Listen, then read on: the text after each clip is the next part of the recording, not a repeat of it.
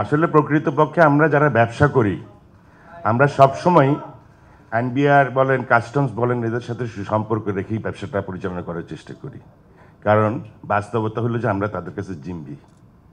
আজকে যেটা আপনারা লক্ষ্য করছেন এটা কিছুই না, এটা অ্যাকচুয়ালি ক্ষমতার একটা বন্টন নিয়ে ঝগড়া হচ্ছে, টাকা পয়সার বন্টন নিয়ে ঝগড়া হচ্ছে।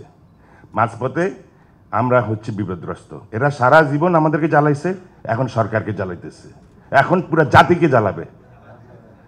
তো আপনারা যদি, আমরা যদি, ঠিক আছে আমরা সবাই সক্রিয় হই, ওনারাও আমাদেরকে একটু সুনজরে দেখুক, আন্দোলন বন্ধ করুক, এটাই আমি আশা করি।